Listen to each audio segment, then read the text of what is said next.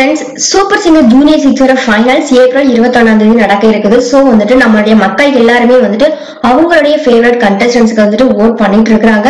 So voting முடிகிறதுக்கு இன்னும் 5 நாட்கள் மட்டுமே உள்ளன. ஸோ இன்னைக்கு வரைக்குமே வந்துட்டு சூப்பர் சிங்கர் ஜூனியர் 6 டைட்டிலை வந்து யாரு வின் பண்ண போறாங்க அப்படிங்கிறது வந்துட்டு இன்னும் மக்கள் மத்தியில ஒரு கேள்விக்குறியா தான் இருக்குது.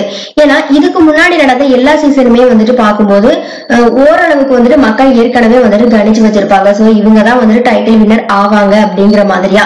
சோ அதேதான் வந்துட்டு கடைசியில மக்களோட கணிப்பு தான் வந்துட்டு ரியலாவும் நடக்கும். பட் இந்த தடவை வந்துட்டு மக்களோட கணிப்புல வந்துட்டு பூவையார் தான் வருவாரு அப்படிங்கிற மாதிரியான ஒரு எண்ணம் வந்துட்டு இருக்குது.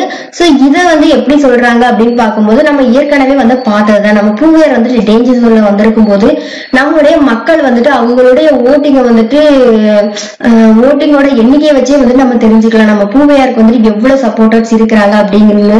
அது வந்து 2 நாள் ஓட்டு தான். சோ அப்பவே வந்து நம்ம பூவையார் வந்துட்டு அதிகபட்சமா ஒரு தடவை 90 lakhs வரைக்கும் வாங்கியிருந்தாரு. சோ இந்த தடவை வந்துட்டு 9 நாட்கள் ஓட்டிங் நடக்குது. சோ இந்த தடவை கண்டிப்பா கோடிக்கணக்கே தாண்டி போக நம்ம பூவையாருக்கு மட்டுமே.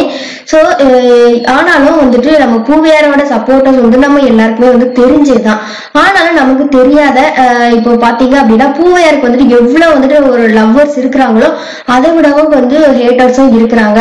சோ பூவையாருக்கு வந்துட்டு டேலண்ட் கிடையாது, அவன் வந்துட்டு கானா பாட்டு மட்டும் தான் அவனால பாட முடியும், அவனை விட மத்த எல்லா கண்டஸ்டன்ட்மே வந்துட்டு டிசர்வ். சோ வந்து அவங்கதான் வந்து உண்மையான ரியல் டேலண்டர்ஸ், பூவையார் வந்துட்டு டைட்டில் வின்னருக்கு தகுதி கிடையாது.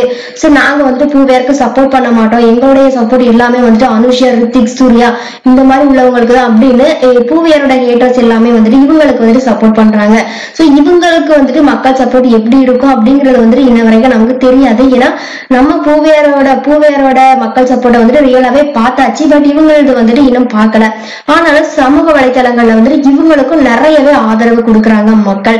சோ இதெல்லாம் வச்சு பார்க்கும்போது இன்னொன்னு வந்துட்டு இதுக்கு முன்னாடி எல்லாம் வந்துட்டு டைட்டில் வின்னரை வந்துட்டு மக்களுடைய ஓட்டு மட்டும் தான் வந்துட்டு தீர்மானிக்கும். பட் இந்த தடவை வந்துட்டு நம்ம ஜட்ஜஸோட மார்க்கும் மக்களோட ஓட்டுங்க ரெண்டத்தையும் வந்துட்டு கம்பைன் பண்ணி தான் வந்துட்டு டைட்டில் வின்னரை வந்துட்டு அறிவிக்க போறாங்க.